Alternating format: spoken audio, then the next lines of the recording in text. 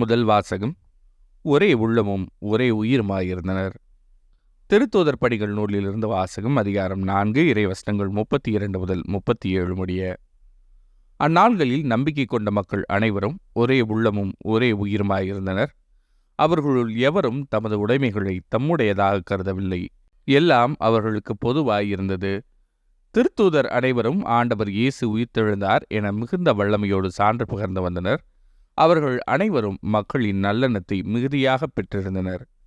தேவையில் உழல்வோர் எவரும் அவர்களுள் காணப்படவில்லை. நிலபுலங்களை அல்லது வீடுகளை உடையோர் அவற்றை விற்று அந்த தொகையை கொண்டு வந்து திருத்தூதருடைய காலடியில் வைப்பர். அது அவரவர் தேவைக்கு தக்கவாறு பகிர்ந்து கொடுக்கப்படும்.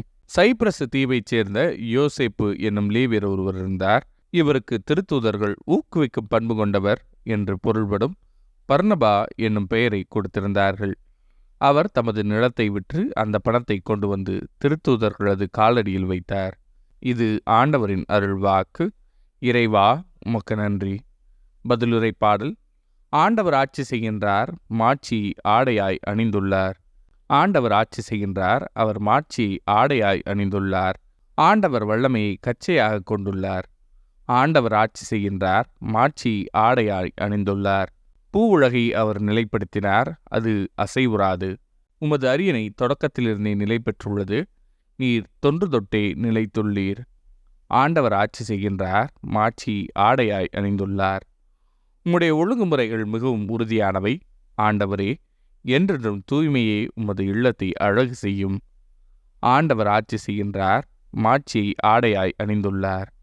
நற்செய்தி வாசகம். விண்ணகத்திலிருந்து இறங்கி வந்துள்ள மானிட மகனை தவிர வேறு எவரும் விண்ணகத்திற்கு ஏறிச் சென்றதில்லை. யோவான் எழுதிய தூய நற்செய்தியிலிருந்து வாசகம். அதிகாரம் 3, இறைவசனங்கள் 7 முதல் 15 முடிய. அக்காலத்தில் இயேசு நிக்கதேமிடம் கூறியது, நீங்கள் மறுபடியும் பிறக்க வேண்டும் என்று நான் உமக்கு கூறியது பற்றி நீர் வியப்படைய வேண்டாம். காற்று விரும்பிய திசையில் வீசுகிறது, அதன் ஓசை உமக்கு கேட்கிறது.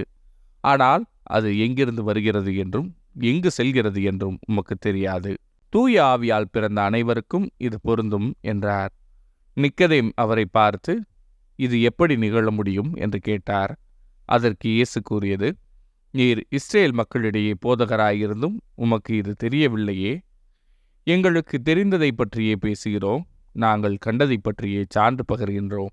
எனினும் எங்கள் சான்றை நீங்கள் ஏற்றுக்கொள்வதில்லை என உறுதியாக உமக்கு சொல்கிறேன். மண்ணுலகு சார்ந்தவை பற்றி நான் உங்களுக்கு சொன்னதை நீங்கள் நம்பவில்லை என்றால், விண்ணுலகு சார்ந்தவை பற்றி சொல்லும்போது எப்படி நம்பப் போகிறீர்கள்? விண்ணகத்திலிருந்து இறங்கி வந்துள்ள மானிட மகனைத் தவிர வேறு எவரும் விண்ணகத்திற்கு ஏறிச் சென்றதில்லை. பாலை நிலத்தில் மோசேயால் பாம்பு உயர்த்தப்பட்டது போல மானிட மகனும் உயர்த்தப்பட வேண்டும். இது ஆண்டவரின் அருள்வாக்கு.